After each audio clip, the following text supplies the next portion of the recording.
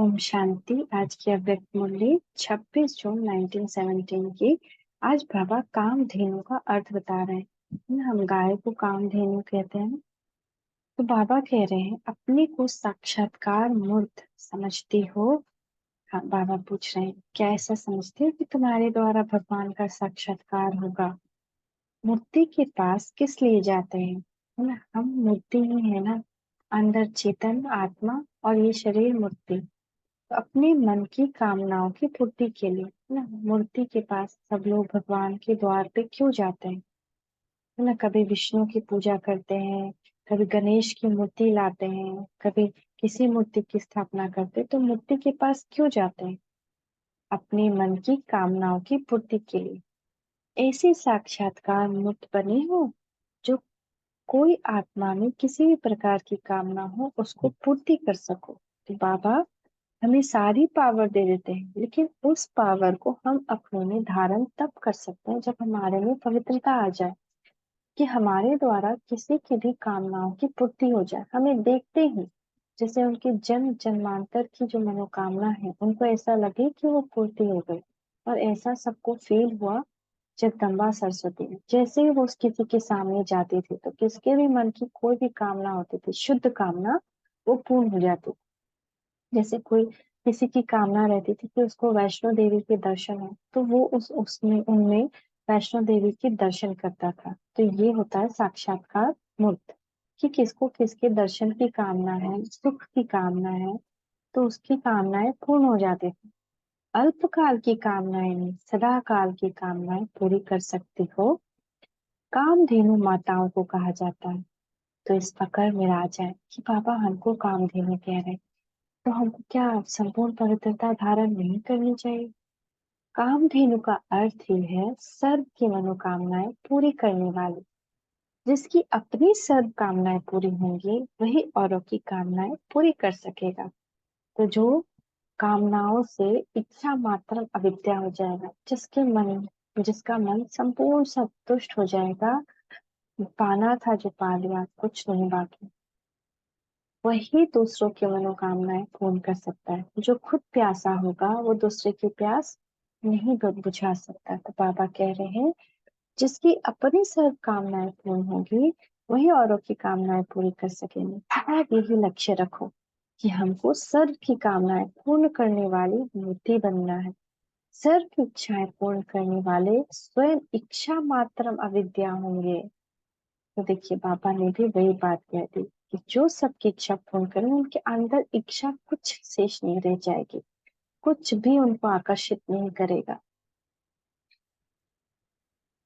ऐसा अभ्यास करना है, प्राप्ति स्वरूप बनने से औरों को प्राप्ति करा सकेंगे। कितनी बड़ी प्राप्ति हो गई हमको, भगवान मिल गया।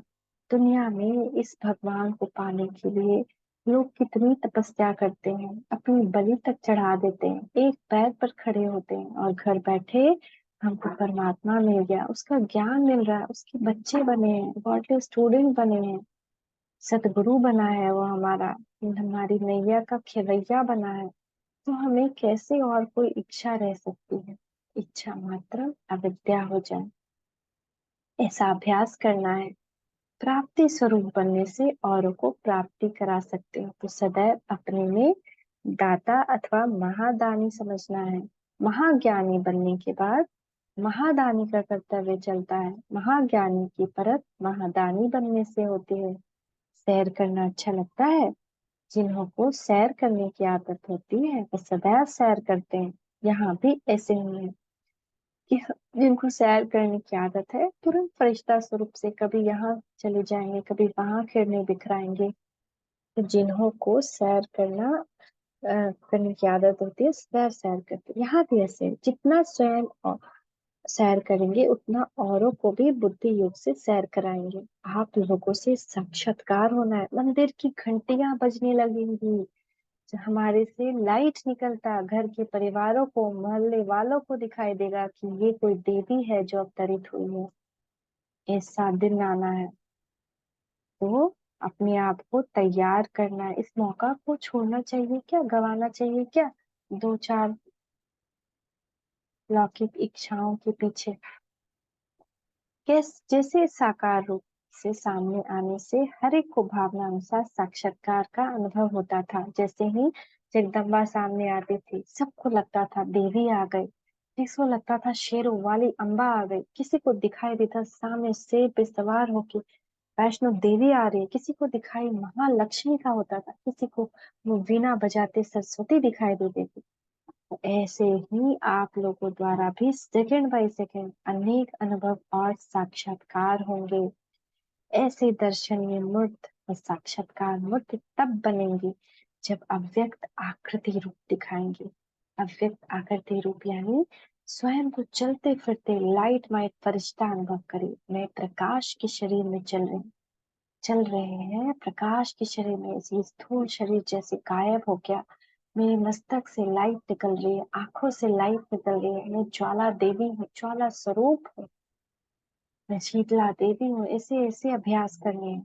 कोई भी सामने आए तो उसे शरीर न दिखाई दे, लेकिन सूक्ष्म तन में प्रकाश में रूप दिखाई दे।